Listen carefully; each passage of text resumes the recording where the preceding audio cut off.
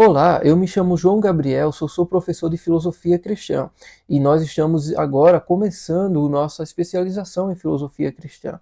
E é importante que, para darmos entrada em toda a nossa especialização, para que todos os alunos estejam adequados e estimulados a apreciarem todas as nossas aulas, todo o nosso conteúdo, é importante fazermos uma introdução a respeito do que seria a filosofia, quais são os seus pressupostos, como ela se introduz na nossa vida prática, no nosso cotidiano. Isso que é algo extremamente importante também para aplicarmos a filosofia em nossa perspectiva de vida. É importante entendermos que a filosofia em si ela não é apenas meramente objeto de especulação a respeito de elementos e ferramentas desnecessárias. Muito pelo contrário. Quando nós observamos a filosofia, entendemos que ela também é experimentação, não apenas especulação. A filosofia ela não está distante da forma como nós vivemos, da forma como nós experimentamos. Por isso, o meu desejo é estimular cada um de vocês que vai acompanhar o curso, não apenas a aprender o que é filosofia, não apenas a aprender o que é filosofar, mas aprender a identificar e a experimentar a filosofia na experimentação da sua realidade, seja a sua realidade concreta ao seu redor, seja a realidade da existência abrangente e universal. Sendo assim, é importante começarmos compreendendo este princípio de que a filosofia não é mera especulação, mas também ela é experimentação.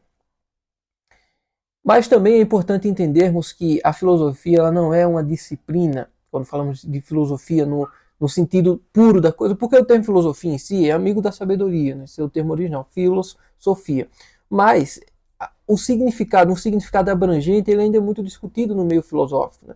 Não tendo ainda um significado abrangente e unânime entre todos os filósofos de todas as épocas, mas existe um significado implícito a toda a filosofia, um significado oculto em todos os demais significados visíveis, que seria a ideia de que a filosofia é a busca do conhecimento profundo a respeito do funcionamento, quer da realidade, quer da existência, quer dos indivíduos, quer de tudo como um todo. Então a filosofia seria a busca desse conhecimento, dessa verdade, de buscar conhecer o funcionamento, de como as coisas são.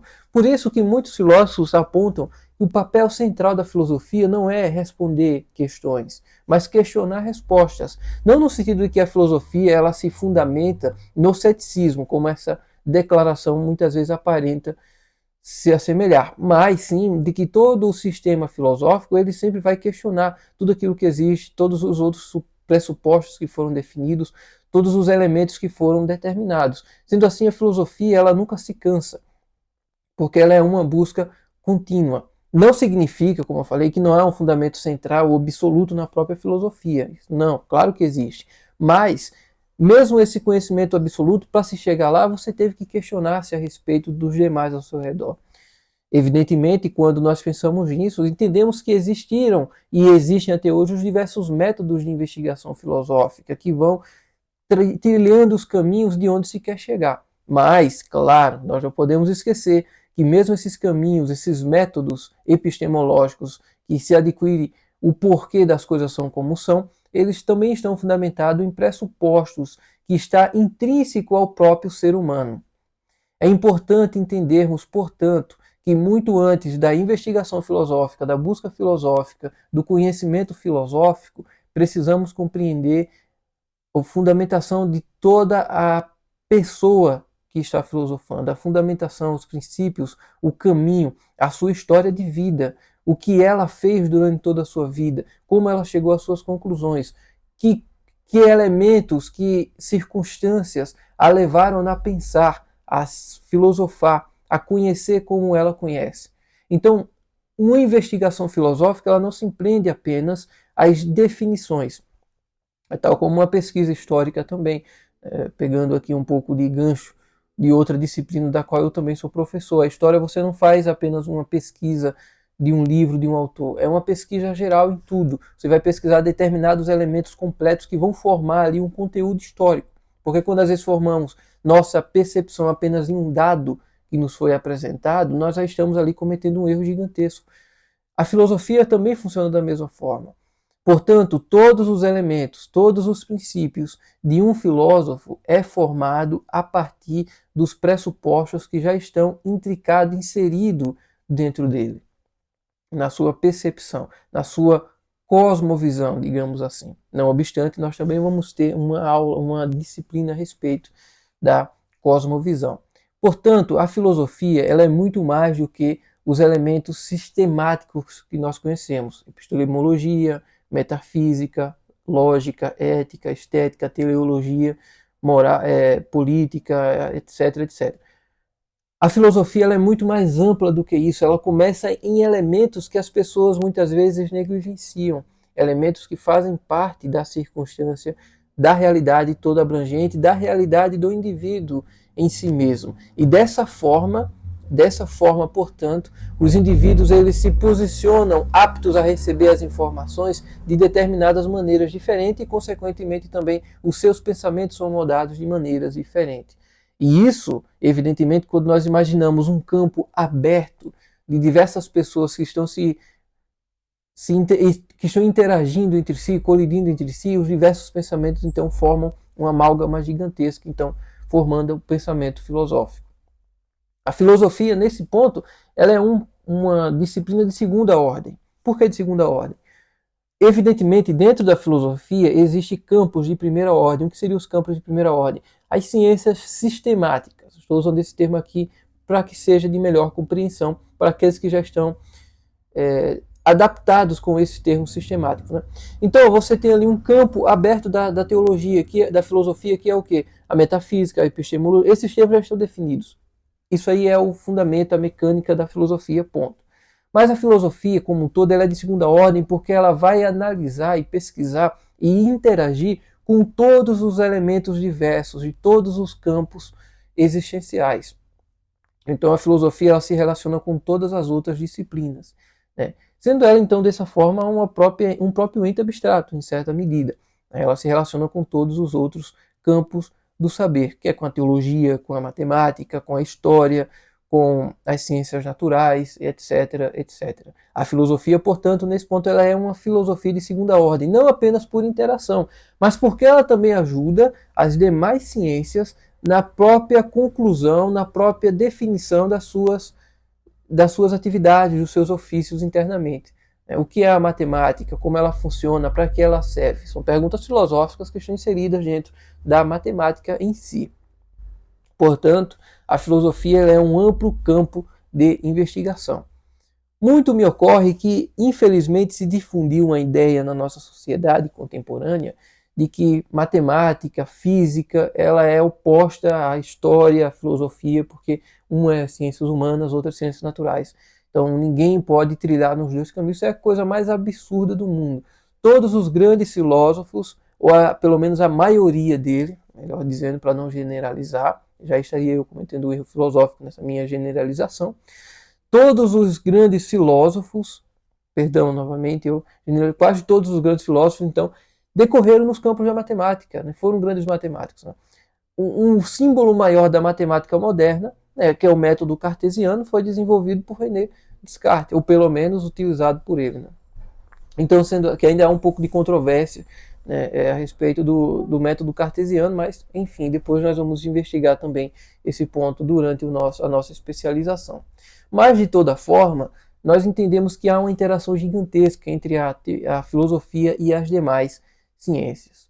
Também é importante observarmos que a teologia ela se correlaciona de forma extrema com a filosofia. Desde os primórdios da igreja, quando os primeiros concílios foram fundados, e você teve ali elementos doutrinários, dogmas sendo estabelecidos, se usaram muitas definições que tinham sido desenvolvidas por filósofos gregos. Termos especialmente metafísicos, quando nós referimos à Trindade, às duas naturezas de Cristo, nós estamos ali definindo termos que são filosóficos.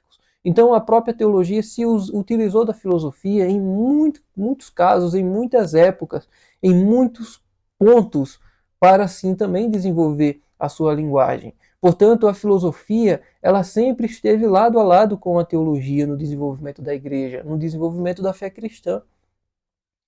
talvez nenhuma outra ciência, né? Eu vou colocar aqui, nenhuma outra ciência que não seja revelacional, ou que não tenha essa parte revelacional como a teologia nos tem, se utilizou tanto, se auxiliou tanto o desenvolvimento da igreja quanto a filosofia.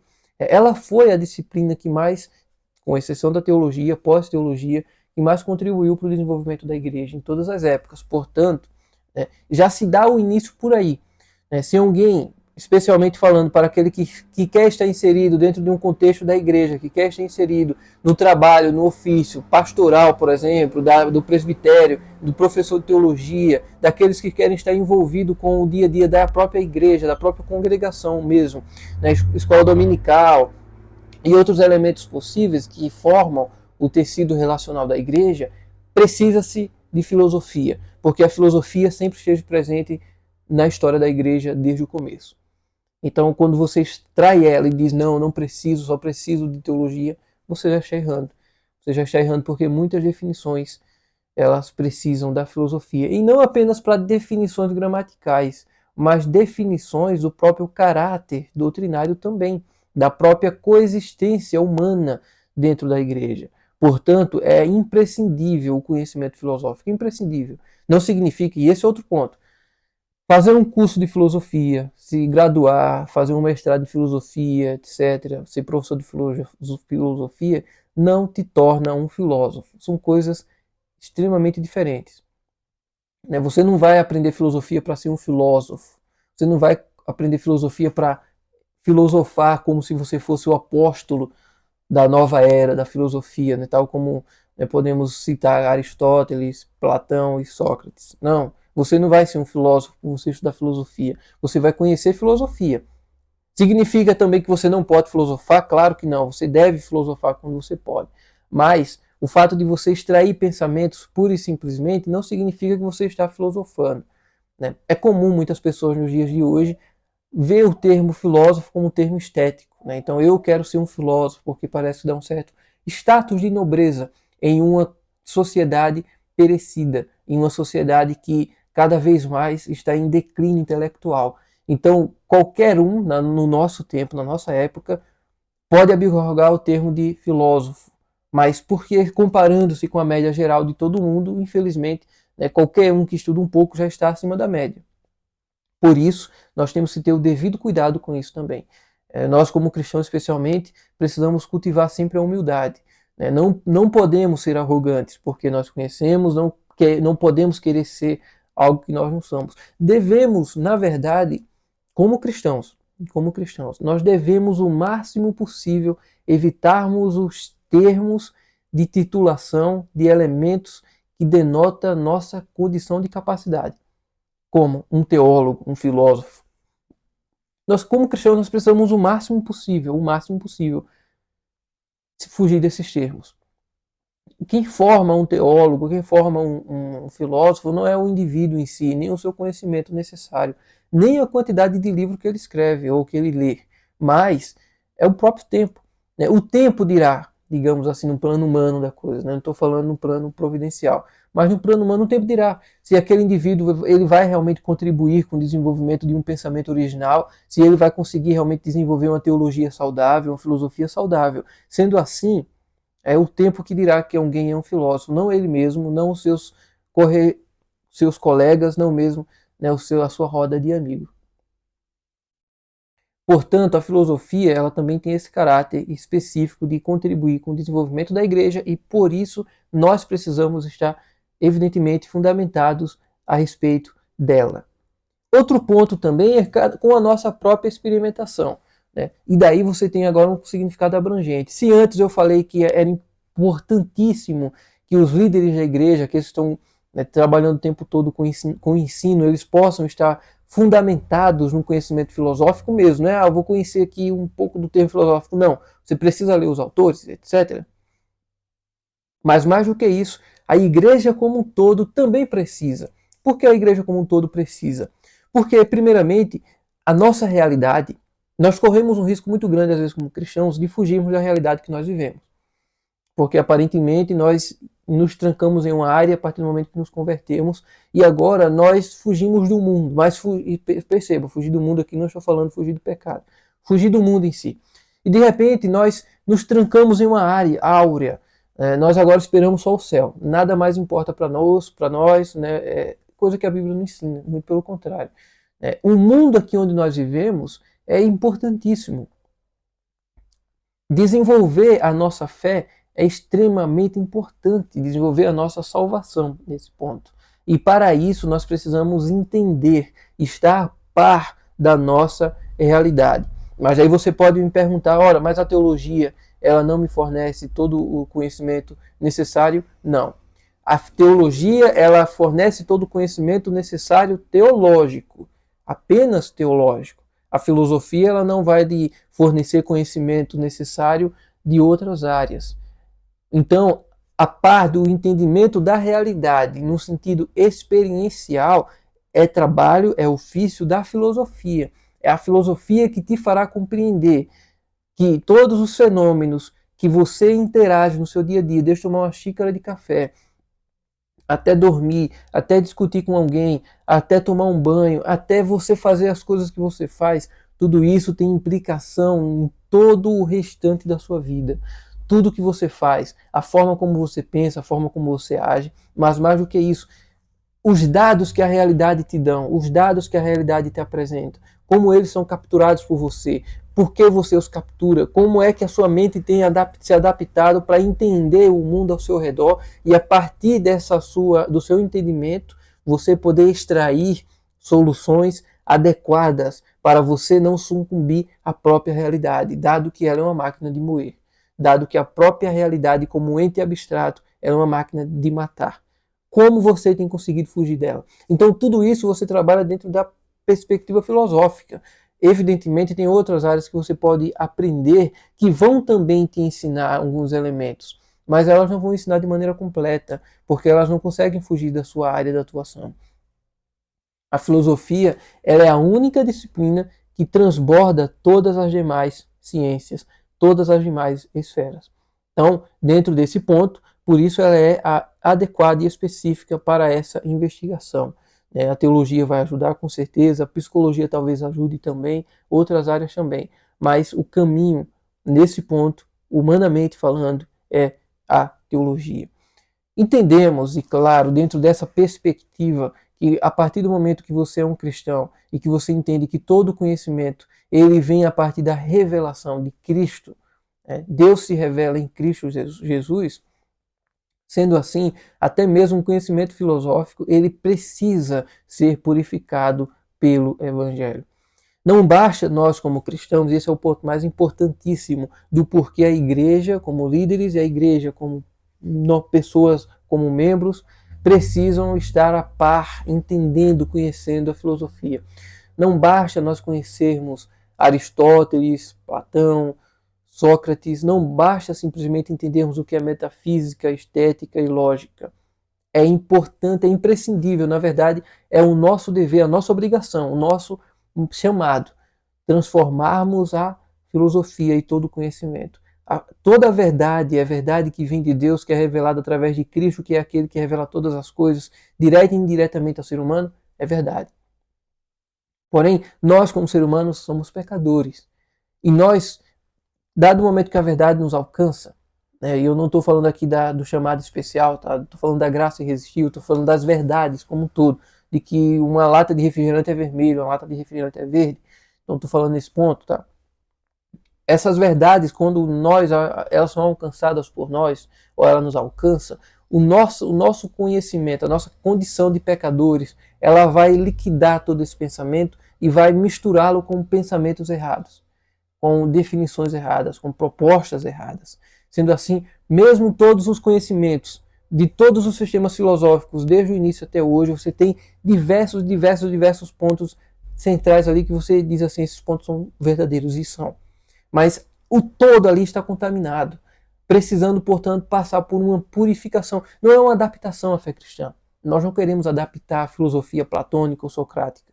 Nós queremos purificar o campo filosófico que foi investigado por pagãos. e que mesmo ali com traços de verdade, ele foi ali maculado ou manchado pelo pecado, por definições erradas derivadas do pecado. Então, sendo assim, nós queremos radicalizar todo aquele pensamento, radicalizar no sentido de purificar de maneira radical e trazê-los a par do conhecimento verdadeiro.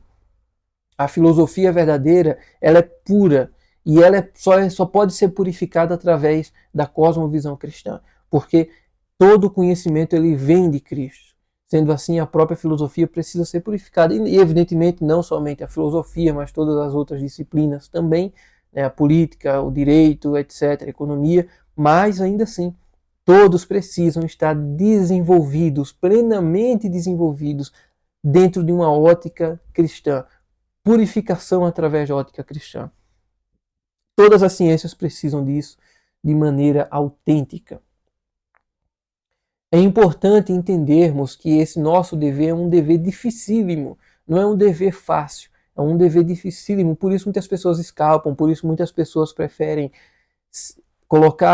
lavar roupa suja, colocar a filosofia suja dentro de uma máquina como se fosse ali tirar algumas manchas de sujeira e simplesmente adaptar a fé cristã dentro de uma retrífuga. E não é assim que nós queremos. Não é para isso que nós somos chamados. Nós somos chamados para transformar de maneira radical o mundo à nossa volta, o mundo que nós moramos, tudo ao nosso redor. Precisa ser transformado de maneira radical. Portanto, é imprescindível que nós o transformemos de maneira radical através da fé cristã. A filosofia, portanto, precisa ser transformada dessa forma. Né? E como vocês vão fazer isso? Como eu vou fazer isso? Primeiramente, evidentemente, somente através de Cristo. E através do nosso estudo. Nós precisamos estudar muito. Nós não podemos nos satisfazer com nossa ignorância. Nós não podemos nos satisfazer com o nosso conhecimento. Nós precisamos ir além, muito mais além. Nós precisamos conhecer muito mais, buscar muito mais. Dentro dessa ótica, a nossa especialização ela é profunda. Os temas que nós escolhemos para desenvolver, para apresentar a todos vocês, não são temas genéricos que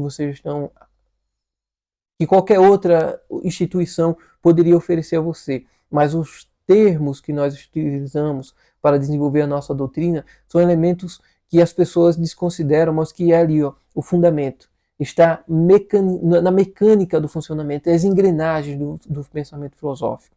Então, antes de qualquer investigação filosófica a respeito daquilo que está em cima, nós estamos investigando o que está embaixo.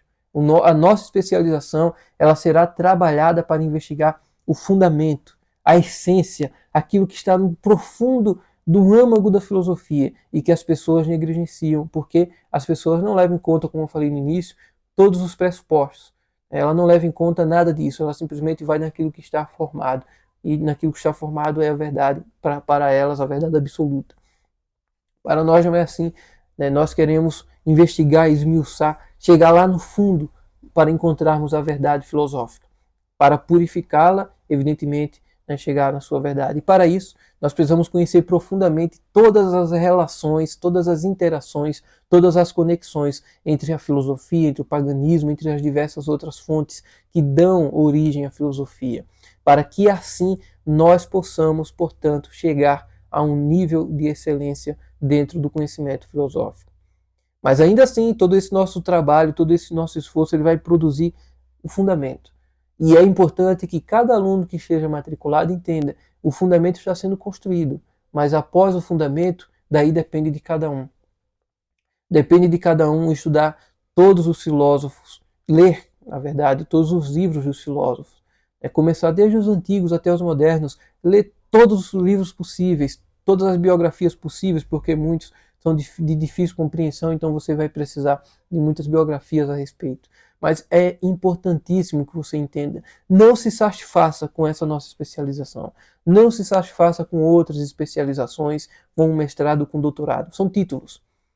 Não adianta nada, de repente, você estudar todas essas nossas aulas, deixar ligada no seu notebook e você lá está fazendo outra coisa. E você jamais estudar, você vai pegar o seu diploma, porque você vai fazer as atividades, né? De repente você pode pedir para o chat GPT fazer sua dissertação no fim. Mas o que vai valer, na verdade, não é tudo isso, não é o diploma, não é nada disso, é o conhecimento. O conhecimento que nós estamos aqui para transmitir para vocês. o estímulo que eu quero transmitir para que vocês também possam e se sentirem estimulados a não se limitar ao nosso curso. Não porque ele é ruim, muito pelo contrário, ele é muito bom, muito bem fundamentado, mas porque precisa de muito mais do que isso. Né? Precisa de muito mais. É como o conhecimento teológico, é como os estudos teológicos. Né? Não basta só o estudo, o seminário, é muito mais. É todos os dias, é todo momento. Portanto, né, é nisso que você vai experimentar a filosofia. Né? Você vai entender o quão ela vai ser importante para o desenvolvimento do seu dia, quer para o seu comportamento, quer para a sua estrutura familiar, quer para o seu desenvolvimento profissional em diversas áreas, quer mesmo para você entender os fenômenos da própria existência, as coisas mínimas, as coisas máximas, né? Toda a contemporaneidade que nos forma. Nós somos filhos do nosso tempo e ao invés de fugirmos disso e rejeitarmos isso, precisamos encarar isso. Né? Nós somos filhos de um tempo bêbado. Imagine um filho que tem um pai bêbado. Você não pode simplesmente largar seu pai. É triste, é horrível, mas você não pode abandoná-lo. Você não pode simplesmente deixá-lo.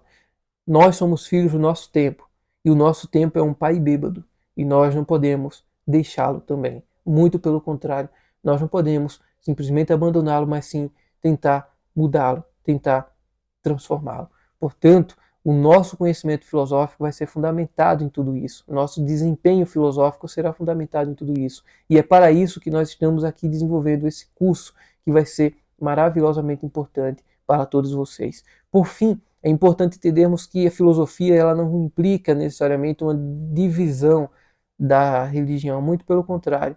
A filosofia ela implica, na verdade, um conhecimento filosófico, um conhecimento religioso, ela se desenvolve a partir da religião. Até mesmo a filosofia grega, com todos os seus filósofos que aparentemente não são religiosos.